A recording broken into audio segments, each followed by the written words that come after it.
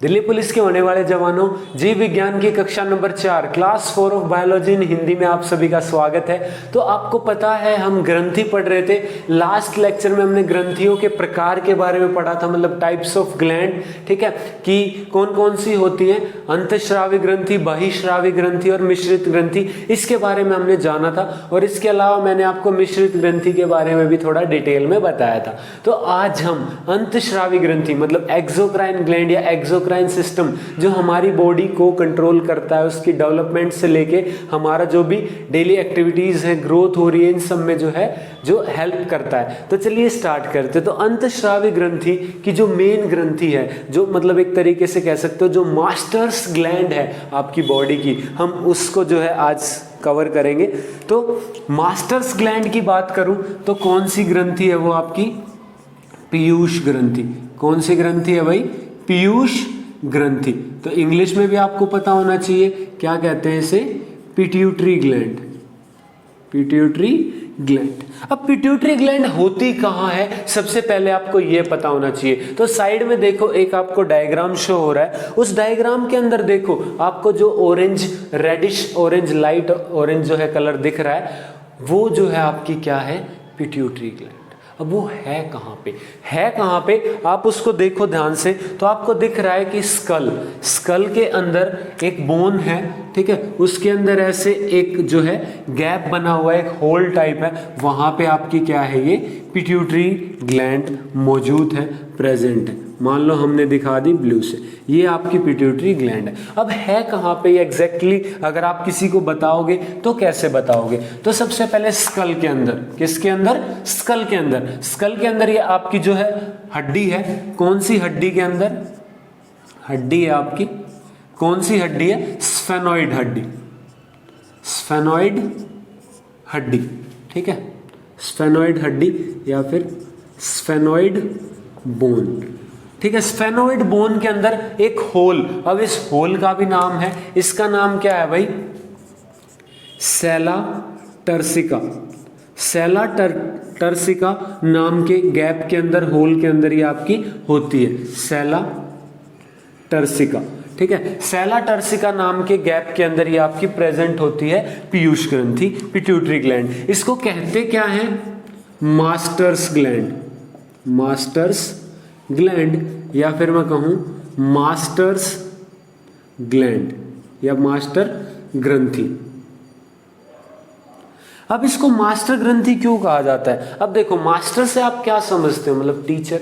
अब टीचर क्या होता है? जो जितने भी स्टूडेंट्स होते हैं उनको क्या करता है? गाइड करता है, गुरु होता है, मार्गदर्शक का काम करता है। तो ऐसे ही पिट्यूटरी ग्लैंड आपकी क्या करेगी? जितनी भी ग्रंथियां हैं आपके शरीर के अंदर, उन सबको जो है गाइड करेगी, उनका जो है क्या करेगी? वो उनको स्टिमुलेट करेगी, बताएगी कब कैसे काम करना है, कितना करना है, इस तरीके से। इसीलिए इसको जो है कहा गया है मास्टर्स ग्लैंड। अब एक और बात बता दूं आपको कि आपको पता है मास्टर से भी ऊपर होता है। जैसे स्कूल की बात करें हम या कॉलेज की बात करो, स्कूल की करो, तो जैसे टीचर है, टीचर के ऊपर भी क्या होता है आपका? मास्टर से ऊपर भी हेडमास्टर होता है, प्रिंसिपल, डायरेक्टर होता है, मतलब कोई ना कोई जो जितने भी टीचर्स हैं उनको भी गाइड करता है, मैनेज करता है। तो यहाँ पे ये तो मास्टर हो गई, इसका हेडमास्टर भी है, ठीक है। वो कौन? आपकी हाइपोथैलेमस ग्लैंड, जिसको हम आगे पढ़ेंगे। तो हाइपोथैलेमस ग्लैंड पिट्यूटरी ग्लैंड को, पीयूष ग्रंथि को भी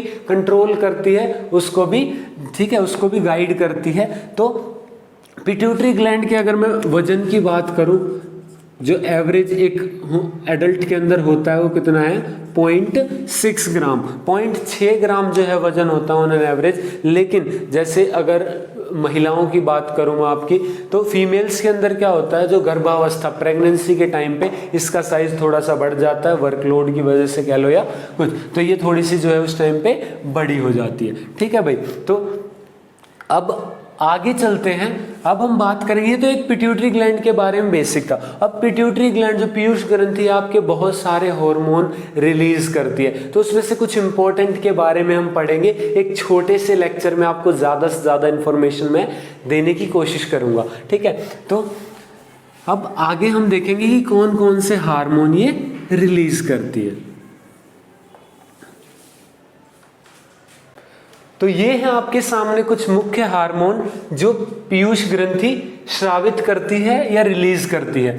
तो देखो एक एक को समझते हैं, ठीक है, अच्छे से। तो यहाँ पे सबसे पहले आपका वृद्धि हार्मोन, ग्रोथ हार्मोन, तो नाम से ही पता चल रहा है, ठीक है, सिर्फ जीएच भी बोलते हैं इसको, ग्रोथ हार्मोन, ठीक है। तो जीएच क्या करता है, नाम से पता चल रहा है, ग्रोथ, जो आपकी बॉडी की ग्रोथ है, जो आपकी बोन्स डेवलपमेंट है, जो हाइट वगैरह है, ठीक है, जो आपका पूरे बॉडी ओवरऑल डेवलपमेंट है, उसको ये कंट्रोल करता है। तो यहाँ पे अब देखिए, आपको ये सुना होगा कि हार्मोन कम रिलीज हो या ज़्यादा, मतलब कोई भी चीज़ या तो हद से कम हो या हद से ज़्यादा, वो जो है नुकसान ही पहुँचाती है। तो हर चीज़ जो है एक नॉर्मल उसके अंदर जो है रहनी चाहिए, ताकि जो है आप खुशी खुशी जी सको। तो यहाँ पे वृद्धि हार्मोन अगर ज़्यादा स्रावित हो जाए तो क्या होगा, मतलब अगर ये ज़्यादा स्रावित हो जाए तो क्या होगा, तो आपको पता है कि बहुत ज़्यादा एक्सेस डेवलपमेंट हो जाएगी, और एक्सेस डेवलपमेंट से आपको बीमारी हो जाएगी, जिसे कहते हैं भीमकायता, भीमकायता या फिर जाइगेंटिज्म, ठीक है। तो ये है भीमकायता। अब ऐसी ही एक और बीमारी है जिसका नाम क्या है, एक्रोमिगली।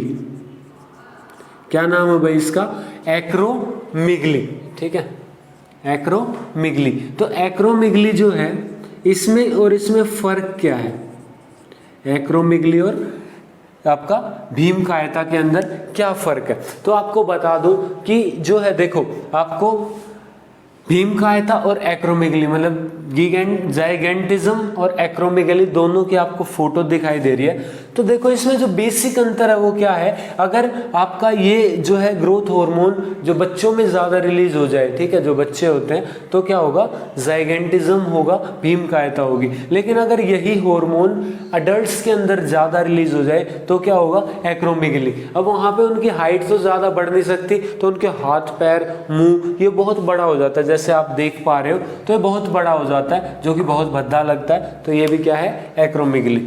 और अगर कम श्रावित हो, कम रिलीज हो, तो उस टाइम पे क्या होगा, तो यहाँ पे आप सबको पता है क्या होता है, बोने रह जाते हैं लोग। तो ये क्या है आपका बोनापन, जिसे क्या कहते हैं हम, ड्वार्फिज्म, ड्वार्फिज्म या बोनापन। तो आपका वृद्धि हार्मोन। अगला आ जाता है आपका थायरोट्रोपिक हार्मोन या फिर TSH। अब TSH क्या है, TSH की फुल फॉर्म आपकी थायराइड स्टिमुलेटिंग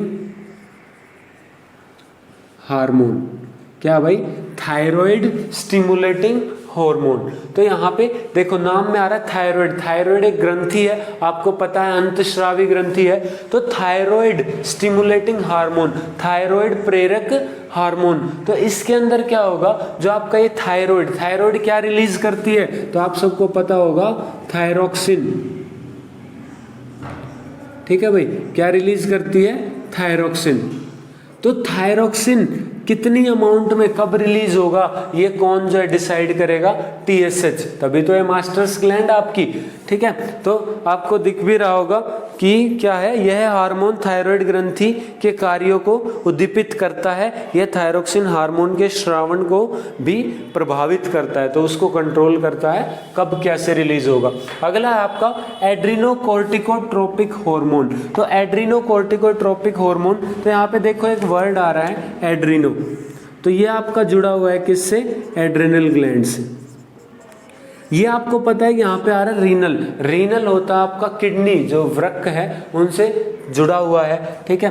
तो उनके ऊपर, तो आपको किडनी है, किडनी के जस्ट ऊपर दोनों साइड जो एक पेयर ऑफ ग्लैंड्स होते हैं, ग्रंथि होती है, जिसका नाम क्या है, एड्रिनल ग्लैंड। तो एड्रीनोकोर्टिका हार्मोन क्या करता है, ठीक है, देखिए साथ में क्या करता है भाई आपका यह हार्मोन अधिवृक्क ग्रंथि, एड्रिनल ग्लैंड, ठीक है, वृक्क के ऊपर होता है अधिवृक्क ग्रंथि, एड्रिनल ग्लैंड अधिवृक्क ग्रंथि।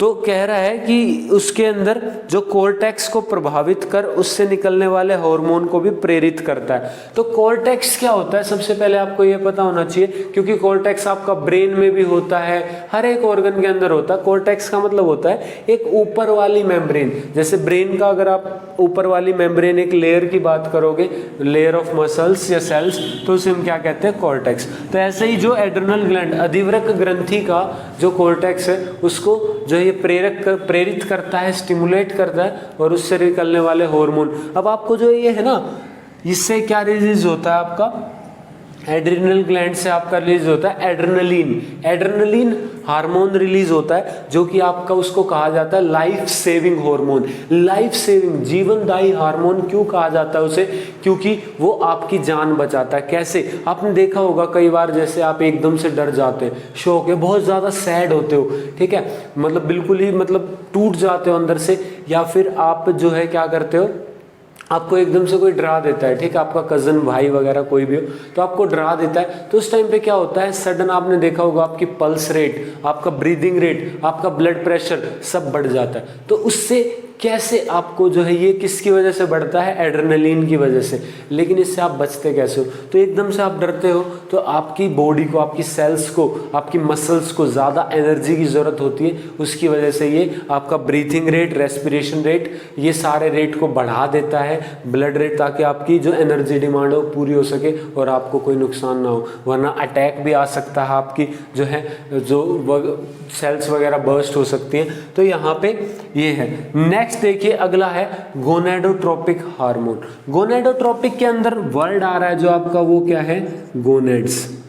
गोनेड्स क्या है, गोनेड्स वो ग्रुप ऑफ सेल्स होते हैं जो आपके जो रिप्रोडक्टिव जो हॉर्मोन्स हैं या रिप्रोडक्टिव जो चीज़ें रिलीज हो रही, केमिकल्स हैं या आपकी सेल्स है, जर्म सेल्स हैं, उन सब से जो जुड़े हुए उन्हें क्या कहते हैं, गोनेड्स, ठीक है। वो ऑर्गन्स को क्या कहते हैं, गोनेड्स। जो आपके प्राइवेट पार्ट्स होते हैं उनको कहते हैं गोनेड्स। तो गोनेडोट्रोपिक हार्मोन जो गोनेड्स को वो करे, स्टिमुलेट करे, तो यहाँ पे जो यह हार्मोन जनन ग्रंथियाँ, गोनेड्स की क्रियाशीलता को प्रभावित करता है, ठीक है। अब ये कितने टाइप्स का होता है, ये होता है आपका 2 तरीके का होता है। कितने तरीके का होता है भाई, 2 तरीके का होता है। कौन कौन सा, सबसे पहला आपका FSH, जिसे क्या कहते हैं, फॉलिकल स्टिमुलेटिंग हार्मोन। तो इसको क्या लिखेंगे भाई, फॉलिकल प्रेरक हार्मोन, हार्मोन आप लिख लेंगे, तो फॉलिकल प्रेरक हार्मोन। तो अब ये क्या करेगा, तो आपको पता है कि ओवेरी जो होती है महिलाओं के अंदर, फीमेल्स के अंदर, तो यहाँ पे फॉलिकल ओवेरी के अंदर इनका काम क्या होता है, जो 28 दिन की एक साइकिल चलती है उसके अंदर क्या होता है, एक फॉलिकल एक एग के अंदर बदलता है, आपको पता होगा। तो ये फॉलिकल एग के अंदर बदलता है, तो उसको स्टिमुलेट करता है आपका FSH। तो ठीक है, और ये आपका उसके अंदर भी होता है, मेल्स के अंदर, पुरुषों के अंदर भी। और पुरुषों के अंदर ये क्या करता है, जो आपका स्पर्म सेल्स, स्पर्म कोशिकाएं बनने का जो प्रोसेस होता है, प्रक्रिया होती है, जिसे कहते हैं स्पर्मेटोजेनेसिस, उसको कंट्रोल करता है। तो आप देख पा रहे हैं कि पुरुषों में यह हार्मोन शुक्रजन, जो शुक्रजन जो होता है आपका स्पर्मेटोजेनेसिस को उद्दीपित करता है। स्त्रियों में यह हार्मोन अंडाशय से अंडोत्सर्ग, जो ओव्यूलेशन की जो प्रोसेस है, अंडोत्सर्ग का जो प्रक्रिया है उसकी, ठीक है, जो अंडाशय ओवेरी के अंदर आपका होती है, उसको प्रेरित करता है। ये अंडाशय में फॉलिकल की वृद्धि में सहायता करता है, फॉलिकल बनने में, उसके बढ़ने में मदद करता है। कौन, FSH। उसके बाद जो अगला है आपका ल्यूटिनाइजिंग हार्मोन, ठीक है, कौन सा आपका भाई, ल्यूटिनाइजिंग हार्मोन, ल्यूटी, ठीक है भाई, देख लीजिए क्या आपका ल्यूटिनाइजिंग हार्मोन। तो ल्यूटिनाइजिंग हार्मोन का काम क्या है, जो ल्यूटिनाइजिंग हार्मोन है ये आपका पुरुषों में, तो जो आपकी इंटरस्टियल सेल्स होती हैं, अंतराली कोशिकाएं। अब आपको बता दो इंटरस्टियल सेल्स क्या होती है, ये जो आपके टेस्टिस होते हैं, ठीक है, जिन्हें आप क्या कहते हैं, टेस्टिस होते हैं, ठीक है, जो मेल प्राइवेट पार्ट के अंदर जहाँ पे स्पर्म कोशिकाएं बनती है, स्पर्म सेल्स बनती हैं, तो जो है उसके अंदर जो इंटरस्टियल सेल्स हैं उनको ये प्रभावित करते हैं, ठीक है।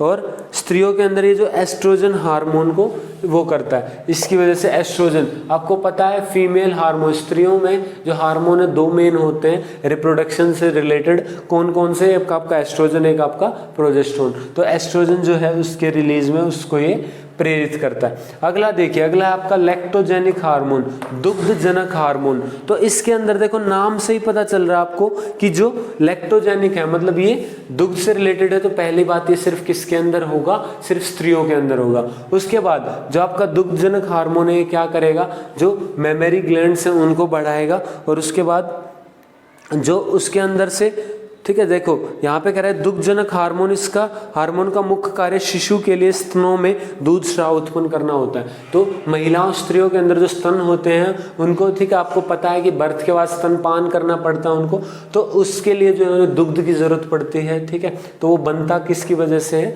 इसकी वजह से कंट्रोल करता है। उसके बाद कह रहा है कि इस हार्मोन से कॉर्पस लूटियम का स्राव भी शुरू होता है। अब कॉर्पस लूटियम क्या है आपको ये भी पता होना चाहिए। यहाँ पे वो कह रहा है कॉर्पस ल्यूटियम, ठीक है। पहले इसकी बात करते हैं, हिंदी में भी इसे यही कहते हैं कॉर्पस ल्यूटियम, ठीक है। तो यहाँ पे लिख भी सकते हो आप कॉर्पस ल्यूटियम।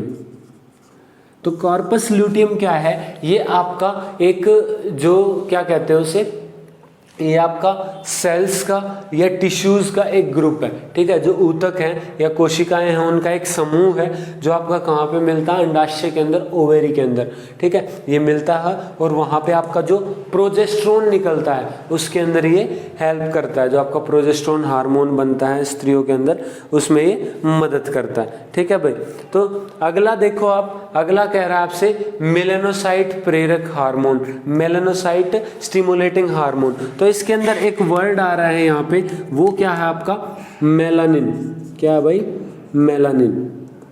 अब मेलानिन आप में से कईयों ने सुना भी होगा। मेलानिन क्या होता है, जो आपका स्किन कलर है, जो त्वचा का रंग है उसको कंट्रोल करता है मेलानिन। तो ये किसको करेगा, मेलानिन को। और मेलानिन क्या करेगा, जो आपकी त्वचा का रंग है, जो स्किन कलर है, उसको अलग अलग वैरायटी जो आपको देखने को मिलती है कि कोई काला है, कोई गोरा है, किसी का ब्राउन कलर है, कोई वाइट है, ब्राउन में भी शेड है, किसकी वजह से, मेलानिन। जो कौन कंट्रोल करता है, मेलानोसाइट स्टिमुलेटिंग हार्मोन, ठीक है भाई, ये आपका करता है। उसके बाद यहाँ पे आप लिख सकते हैं, इसका नाम क्या है, ACTH। ACTH हार्मोन भी है, एड्रीनोकोर्टिकोट्रोपिक हार्मोन, ठीक है।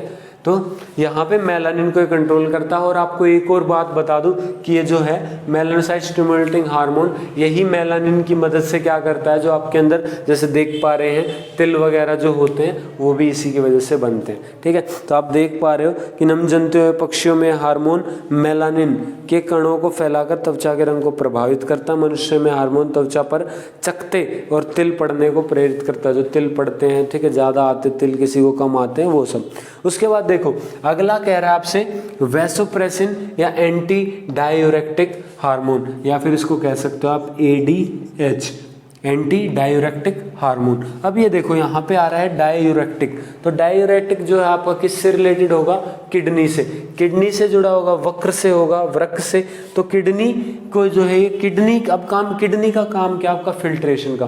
तो यहाँ पे क्या होता है कि फिल्ट्रेशन के बाद आपके कई बार वाटर की लेवल, वाटर जो है ज़्यादा फिल्टर आउट हो जाता है, ज़्यादा न्यूट्रिएंट्स हो जाते हैं, तो उसके रीअब्जॉर्प्शन के लिए, उसे उसके जो है पुनः अवशोषण के लिए, पुनर्अवशोषण के लिए क्या होता है आपका, ये उसको प्रेरित करता है, ठीक है। क्योंकि जो आपका अगर ज़्यादा वाटर लॉस होगा तो बॉडी का बैलेंस बिगड़ जाएगा, और बॉडी के बैलेंस को बनाने के लिए वाटर न्यूट्रिएंट्स उनको रीअब्जॉर्ब करने में हेल्प करता है। उसके बाद ब्लड प्रेशर वगैरह भी ये बढ़ाता है आपका वैसोप्रेसिन, ठीक है। इसीलिए एक सिमिलर नाम की आपको जो है मेडिसिन वगैरह दिखेगी, वैसोप्रेसिन वगैरह, जो BP से रिलेटेड होती है, ठीक है। तो ये BP ब्लड प्रेशर बढ़ाता है। उसके बाद यह शरीर के जल संतुलन में सहायक होता है, इस कारण से इसे एंटी डायरेक्टिक भी कहा जाता है। इस हार्मोन की कमी से, हाँ ये देखो, अगर ये हार्मोन कम रिलीज होता है तो उससे क्या आपके डायबिटीज़ का खतरा बढ़ जाता है, या डायबिटीज़ की शिकायत हो सकती है, जो मधुमेह होता है।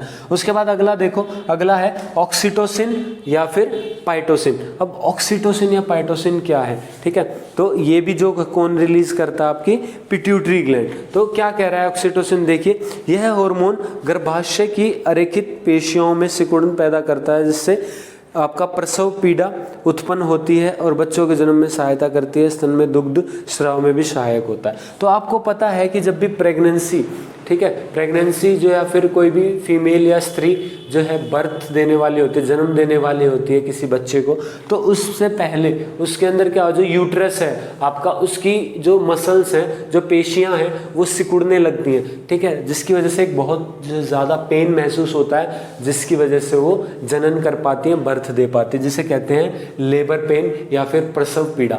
तो ये जो है किसकी वजह से होती है, ऑक्सीटोसिन की वजह से, और ये तभी होता है, ठीक है, 9 मंथ्स के बाद ही जो है ये होता है, तभी जब आपका बेबी जो है फाइनली बाहर आने के लिए रेडी होता है, तो उस टाइम पे आपका ये रिलीज होता है। और ये जो है हेल्प करता है आपका किसका, लैक्टोजेनिक हार्मोन का भी, जिसकी वजह से, और उसके साथ साथ आपका एस्ट्रोजन की भी हेल्प करता है, ठीक है, आपका ल्यूटिनाइजिंग हार्मोन, ये इतने सारे हार्मोन है जो मिलके क्या करते हैं, जो दुग्ध है उसका स्राव करते हैं महिलाओं के अंदर, स्त्रियों के अंदर। तो ये था आपका ऑक्सीटोसिन। तो आज के इस लेक्चर में हमने सिर्फ पीयूष ग्रंथि के बारे में बात की, जिसे हम मास्टर्स ग्लैंड कहते हैं। बाकी ग्रंथियों के बारे में हम आगे वाली जो है लेक्चर्स में, क्लासेस में आप बात करेंगे। तो कैसा लगा सेशन? अगर आपको ऐसे ही सेशन से जुड़ना है तो हमसे जुड़े रहिए, रेगुलरली जो है वीडियो देखते रहिए, शेयर कीजिए, और जो है लाइक, कमेंट और सब्सक्राइब तो आपको करना ही है। इसी से जो है मोटिवेशन मिलती है और जल्दी जल्दी आपके लिए ऐसे लेक्चर्स लाने के लिए जो है हम और ज़्यादा मेहनत करते हैं। तो चलिए मिलते हैं ऐसे ही अगले सेशन में। Thank you, have a nice day.